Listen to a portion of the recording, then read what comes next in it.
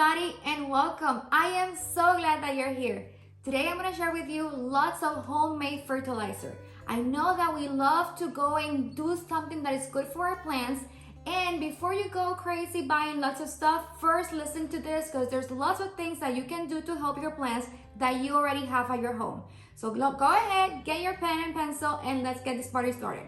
The first thing is going to be just your eggshells. So, if you don't eat meat and you don't eat eggs, don't worry, I have lots of other tips that you don't need to involve eggs. But if you were to use the eggs, since the moment that you start washing your eggs, you can use the water that you use for boiling your eggs, you can use that water as a fertilizer. Now, in my indoor plants, I do not want to use that water because, I don't know you guys, but whenever you do boil the eggs, they smell like a fart. It smells disgusting. It smells really stinky.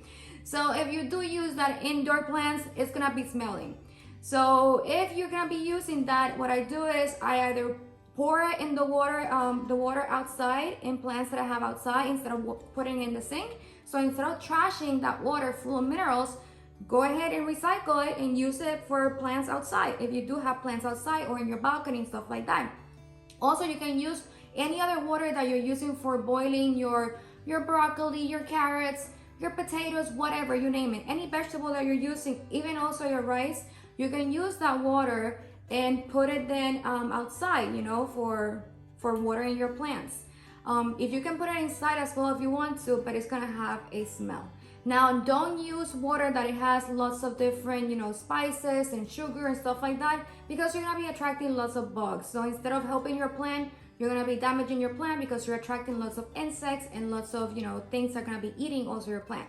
So be careful with that. It's just water that is plain water with the actual minerals of whatever you're boiling, without extra sugar or any other spices and stuff that can attract bugs. Okay, so the eggshells, not only is gonna be good, the water that you're using, you can also use the eggshell itself. So once you have used the egg, clean the egg, what I do is I wash very well the eggshell, and then I put it in a tray or anything that you might have, even newspaper, whatever you have, and put it in an area that it can just aerate and evaporate any water that is still adhered to the eggshell. So once it's gonna be completely dry, so I put it usually in here, just directly on top of this table. And so I let it there for a few days. Once it's completely dry, then I go ahead and crush it, because plants that I have inside of the house, they're not gonna have the normal decomposition rate that if it were outside, that there's lots of bugs and worms and stuff like that. So what I do is I crush it, and then I take, if I wanna crush it even more, you can take some of it, put it then in anything that you have for, pulverizing stuff. Put it in there. And once you have that, it's gonna be like this. So really fine, beautiful. And it's full of calcium and magnesium and lots of other minerals. Whenever you're thinking about something to fertilize your plants, you don't need to over fertilize your plants, and the main macronutrients that your plants need are gonna be your phosphorus, your nitrogen, and your potassium. Then to that you can add also magnesium, calcium, and all kinds of stuff. Of course carbon, because carbon is, everything's made of carbon, even you and me. So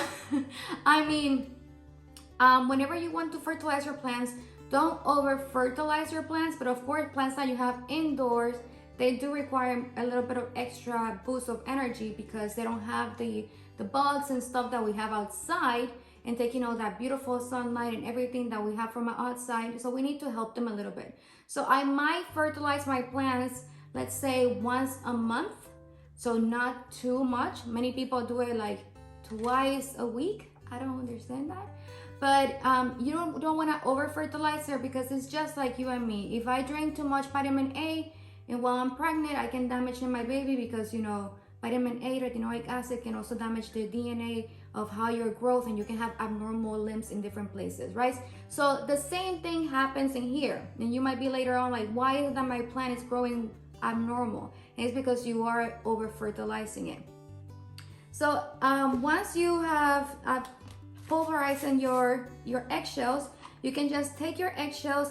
I take like 1 spoon So just a little bit, like a little pinch like this, and just put it around in the top of the soil, and that's it. Not too much, not a crazy amount, just a little bit. So then on top of that, I also have the coffee grains. So the coffee grains, do not use the coffee grain directly without being used, because it has too much power, too much minerals, right? So you want to first use the coffee. Once you have used the coffee, instead of leaving it there, the coffee grains after being used, you cannot leave them just, wet, because if you leave something wet, it's gonna be full of fungi.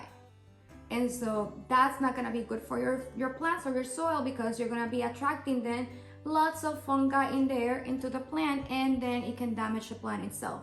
Of course, the soil, the normal soil, it might have its own mycorrhiza and fungi, but it's different fungi than the one that you have over here growing. So if you do put that into your soil, it's gonna be damaging.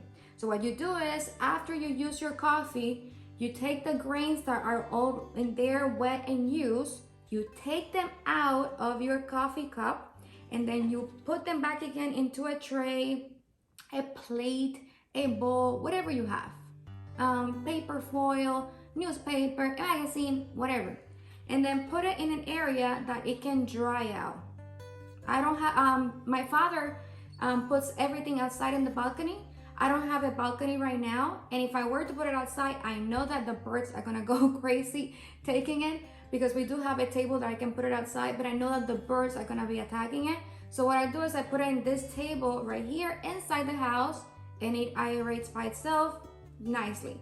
But I just take the coffee grains and put a little chip, like maybe 1 inch, so that way it can dry out quicker, and it's not gonna be attracting no mold. Once it's like I would say a week. It takes like 5 days to be completely dry. Once it's completely dry, then I usually put it then in a tray that I have for fertilizers. And then these are all the ones that I have been, aerating, and they're already being used, and I know that this is only for my plants. So this, again, I only take a little pinch, so just a tiny little bit of it, or a tablespoon, and then put it on top of my plants.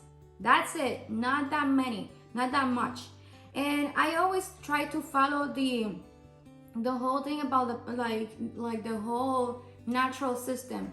When you look at your environment, the plants are gonna be fertilized by mulch that is decomposing on top of the soil and giving more nutrients. So all those leaves and all those grass cuttings and all that stuff, I don't take my grass cuttings and remove them like many people do, that they bag it and they remove it.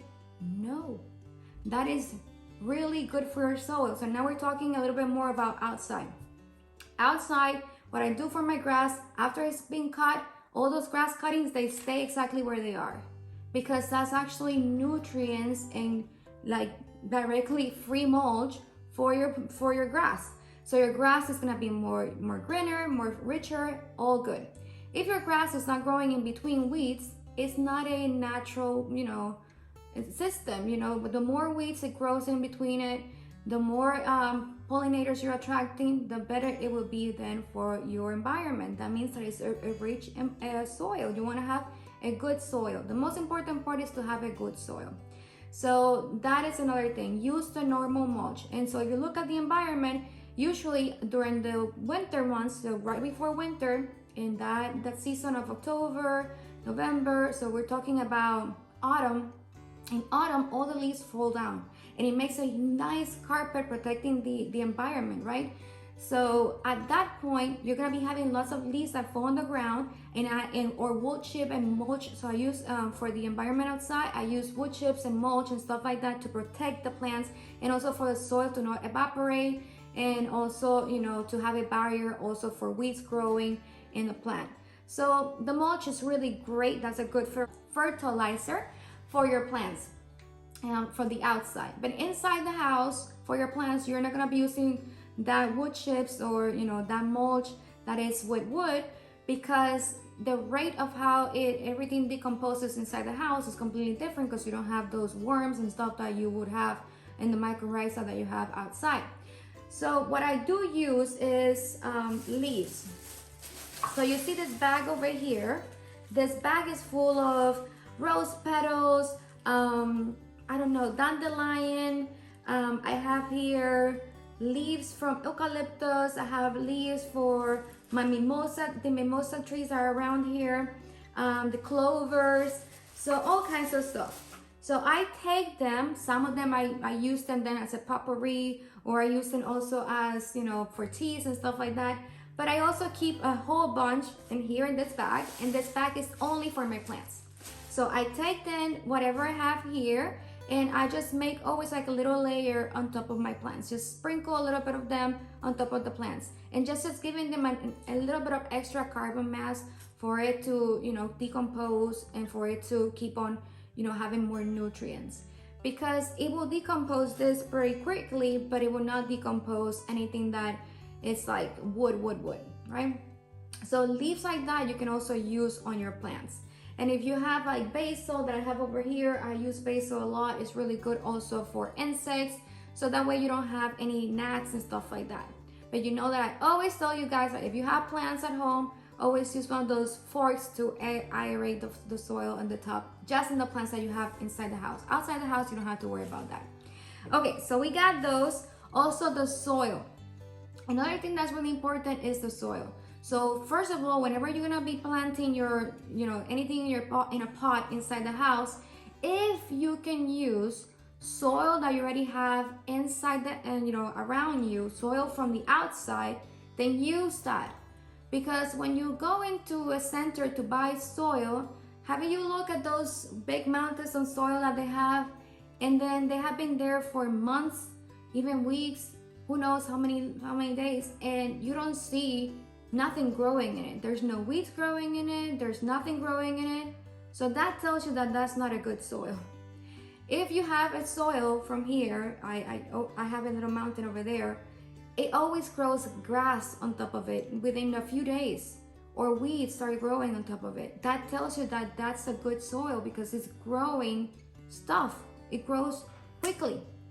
But if it's a soil that can stay there in the free air with seeds flowing from the birds and stuff and the wind, it always has, even if you don't see it, there's always pollen and seeds flying, and it doesn't grow nothing, that is not a good soil.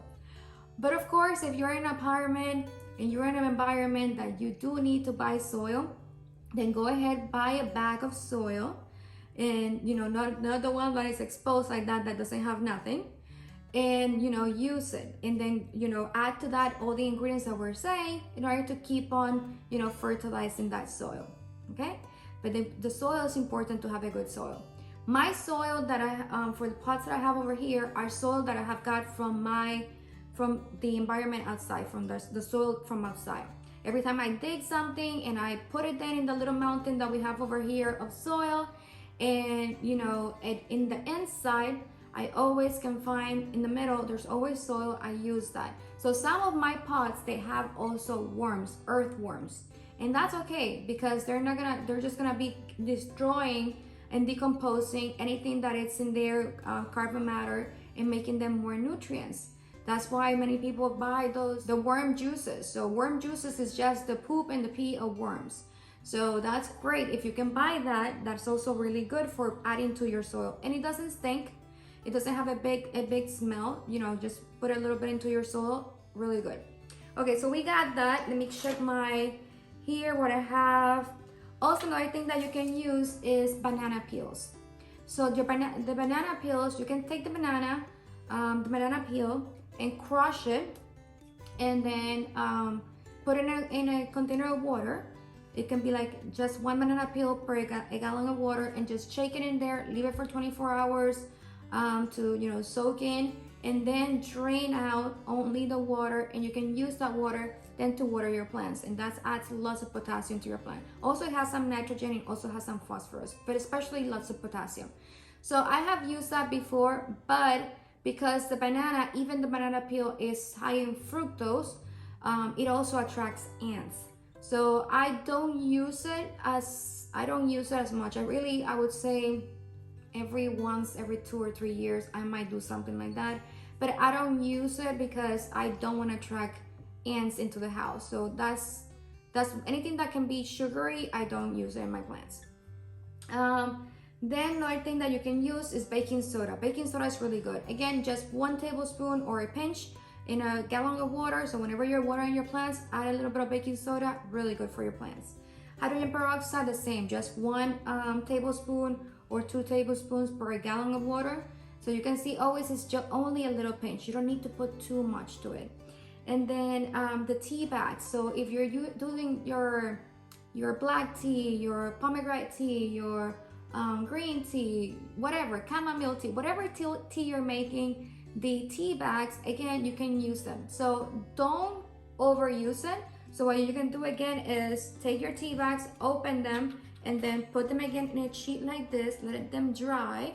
And then once they're dry, then you can pinch a little bit and then also put it on top of your soil. Another thing that I like to do is, this is my, for fertilizer. So use any container that you have at home for your fertilizer. So this is full of eggshells, but I also have the skin of onion. So you can either use the skin of onions directly, put it in the soil, which is what I do, or you can also, put this in water, boil it, and then use that water when it's cool, let it cool, and then use the water to then put it on your plants. So that's a good tea for the plants. And it's only the skin from the outside of the onion, not the onion skin itself, right? So just the outer layer of the onions. And so I use this for my plants as well. Whenever you are pulverizing your eggshells, if you don't have this to pulverize your eggshells, another thing that you can use is this, like a pilon. We use this in Puerto Rico. So you can also put your eggshells, before I go, let me tell you, put your eggshells in here and then just smash it.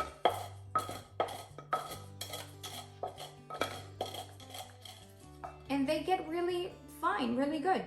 So you don't have to worry about buying a lot of stuff. If you don't have this and you don't have that either, you can still just, crush them with your hands. So don't worry. So that was it. I hope that you enjoyed this video. I know that I did. These are really good tips for your plants.